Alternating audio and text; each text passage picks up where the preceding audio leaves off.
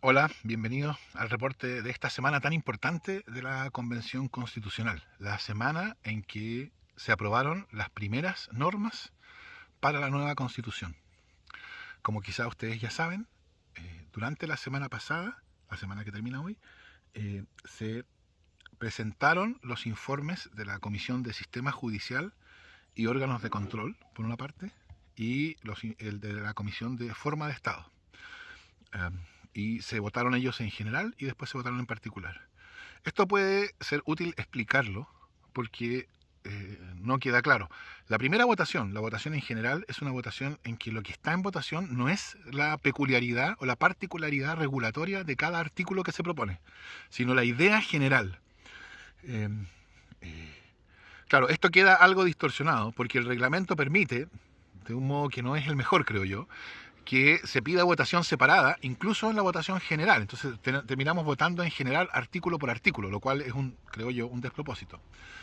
Uh, pero no hay que retener la idea de que esa votación en general no es una votación sobre la peculiaridad regulatoria de cada artículo, sino sobre la idea general. Y después de que se aprobaron, como se votó artículo por artículo, algunos se aprobaron y otros se rechazaron y volvieron a la comisión.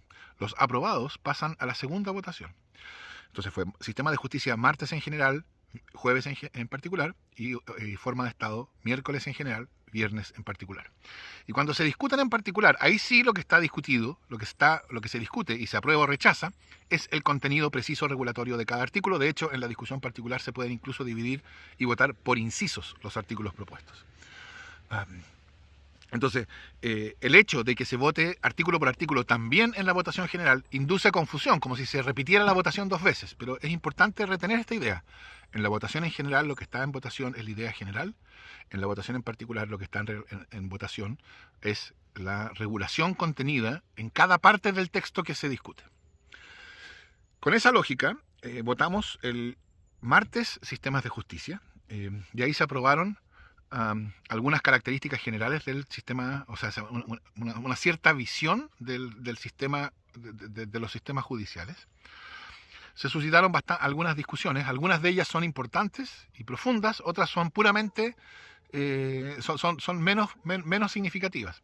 Por ejemplo, se objetó que la comisión había propuesto, y se aprobó, cambiar el nombre de la sección respectiva de la Constitución, que no se llamara Poder Judicial y se llamara Sistemas de Justicia.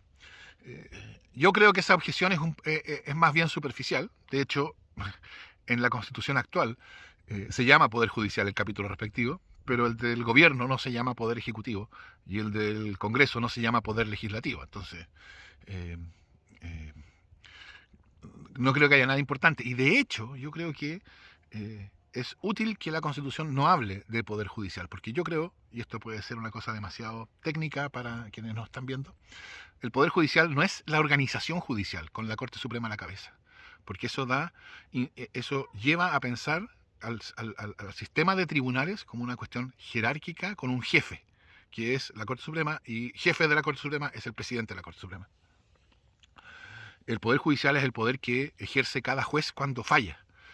Entonces creo que es una confusión categorial que yo creo que no ha sido buena en el desarrollo de los últimos 30 años del Poder Judicial o de los tribunales de justicia. En fin, eh, después se discutió forma de Estado que proponía una organización que ellos llamaban Estado regional, es decir, un Estado que tiene compuesto por regiones que tienen una alta dosis de autonomía en su gobierno interno. Y yo creo que esa es una cuestión enteramente fundamental para la nueva Constitución. El centralismo asfixiante del Estado unitario chileno yo creo que no puede continuar. Yo creo que sería incomprensible que la nueva Constitución no hiciera, no buscara cambiar radicalmente esa situación. En la discusión sobre sobre el Estado regional, contenido en el informe de forma de Estado, lo que más problemas causó fue la propuesta que ellos traían, que ese informe traía, de que hubiera asambleas legislativas regionales. Es decir, 16 asambleas, una por cada región, que pronto entonces serían 18 si las cosas van como están aspectadas, con potestad legislativa. Eso fue rechazado, fue en parte rechazado en general el miércoles y el resto fue rechazado el viernes en particular. Yo creo que con eso se mostró una voluntad en la convención a que no haya asambleas legislativas regionales. Dado que estamos pensando en la estructura actual de las regiones, yo creo que esa es bueno que no haya asambleas legislativas regionales. Mi impresión es que la discusión sobre regionalismo en la nueva Constitución está limitada por un problema. Y el problema es que en la Convención no hay espacio ni hay posibilidad, y esto es reconocido, digamos, como una cuestión bastante clara, para discutir la organización política, la división político-administrativa del país. Y entonces toda esa discusión tiene que darse por referencia a la existencia actual de 16 regiones y la posibilidad de que sean más en el futuro. Pero esa división tiene su origen en una decisión de la dictadura sobre, no sé, el manejo político-militar del país. No hay ninguna razón, creo yo, para asumir que esa división es la división que corresponde, que es la mejor manera de organizar un Estado regional. Pero es la que hay y es la que no se puede cambiar. Y eso, por cierto, limita las cosas. Si hubiera, cuestiones como las que se habla, si hubiera macroregiones, entonces la posibilidad de legislación regional se podría discutir de una manera distinta. Por lo tanto, yo creo que esa es una buena decisión de la Convención, que no haya en la división territorial del país actual, que no puede ser cambiada, que en los hechos no va a poder ser cambiada por la Convención, que no haya asambleas legislativas regionales. Pero la oposición es a lo legislativo, no es a que no haya asambleas territoriales, regionales, ¿no? O sea, que haya un órgano colectivo que es contraparte de un gobierno regional con mucho más poder, que fiscaliza ese gobierno y que participa en la producción normativa sublegislativa, reglamentaria de ese gobierno. Yo creo que es una cuestión que es necesaria y que sea un foro de discusión política regional. Yo creo que eso es fundamental, y la objeción que se manifestó en el Pleno, en mi opinión, no es a la existencia de ese foro, de ese órgano colegiado, es a la idea de que tenga facultades legislativas. Así que yo espero que en un segundo informe vuelva esto al Pleno y vuelva en términos de una asamblea regional, o no sé, consejo regional, en fin, porque eso yo creo que es importante que exista como parte de la organización del Estado regional. Eso es lo que se discutió precisamente los dos informes. Pero me gustaría hacer una observación más genérica. Yo creo que la semana pasada fue importante, bueno, por la razón obvia de que se aprobaron las primeras normas que entran a la Constitución, tanto de justicia como de Estado regional. O sea, ya tenemos normas, ya la hoja no está en blanco. Y eso creo que es un paso importante. Pero tiene otro sentido, otra importancia. Y es que yo creo que antes de la semana pasada había surgido esta crítica a la Convención, de que la Convención, y no quiero decir con esto que una crítica me parece correcta, pero es una crítica que estaba presente en la discusión, de que la Convención estaba, por así decirlo, desbocada. Es decir, que había este ánimo de cambiarlo todo, de ensayar irresponsablemente, etc. Yo creo que era una crítica en buena parte injustificada. Era una crítica que se fundaba sobre el hecho de que algunas iniciativas se habían presentado, ¿no?, la disolución de los poderes del Estado, etcétera, y que no tomaban en cuenta de que esas iniciativas, las más, entre comillas, desbocadas, habían sido dejadas de lado. Está bien, en algunas otras habían avanzado en las comisiones. Me refiero a cuestiones como la expropiación de todas las minas, la caducidad de todos los derechos de aprovechamiento de aguas, o muchos de ellos, etcétera. Es verdad, pero lo que pasó la semana pasada, es que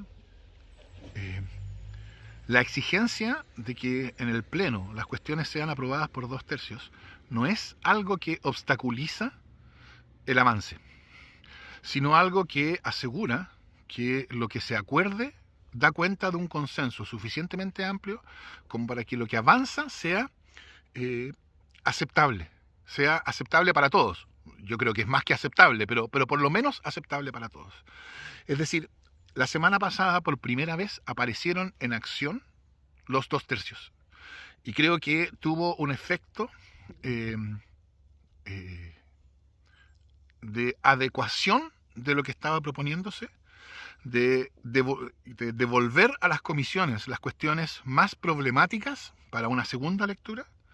Y eso muestra que el diseño del proceso constituyente, la idea de que hay iniciativas, discusión en comisiones, votación en el Pleno general, votación en el Pleno particular, tiene aptitud para ir construyendo una constitución que sea aceptable, que sea adecuada para Chile, más que aceptable, de hecho. Eso no se había visto en acción, creo yo, hasta ahora. Pero la semana pasada, creo yo, quedó claro, y eso creo que es una buena noticia para el proceso constituyente. Una cosa más que me gustaría decir, los convencionales de derecha han reiteradamente se han quejado de que no son considerados, que son excluidos, etc. Y yo creo que es útil pensar por qué. Y claro, uno podría decir, es evidente que hay en buena parte de la convención, hay cierto resentimiento hacia la derecha, cierto enojo político, no quiero trivializarlo, ¿no? Pero que hace difícil la interlocución con ellos. Y yo supongo que eso, la explicación de eso y las razones de eso las vemos todos, supongo. Pero creo que además la derecha no lo hace fácil. Es decir, lo que nosotros escuchamos en el pleno de ellos fue que esto, por ejemplo, el sistema judicial, que esto era la destrucción de la independencia judicial, que los jueces iban a estar de rodillas, que se acababa el Estado de Derecho, etc. Y esa posición se reiteró en la discusión en particular, a pesar de que las cuestiones que ellos más objetaban habían sido rechazadas en general. Y mantuvieron el mismo discurso. Y no es un discurso de, bueno, nosotros tenemos diferencias con este punto y creemos que es una mala decisión por estas y cuáles razones, sino esto es una tontera, esto es totalitarismo, esto es el fin del Estado de Derecho, que es una manera de manifestar cero disposición a entrar en diálogo con el resto. Mientras la derecha mantenga esa posición, va a ser bien difícil que cambie la situación actual en la cual ellos no están incluidos en la conversación. Ojo, no están incluidos en la conversación política, pero ellos reciben y se les respetan todos los derechos que corresponden a un colectivo que tiene 24% de la convención. O sea, eso es indiscutible. Pero para sumarse a la convención, yo creo que hay que mostrar disposición a la conversación, sumarse a la conversación.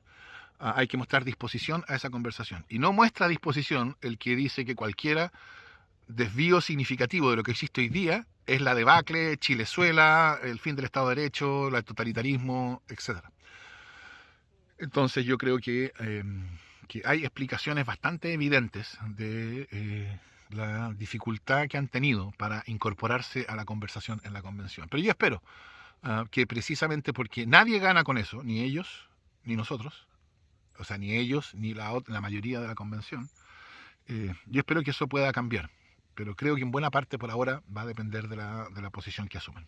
En fin, ha sido una buena semana y espero que esta semana continúe en ese camino y sigamos construyendo una constitución que sea para todos. Gracias.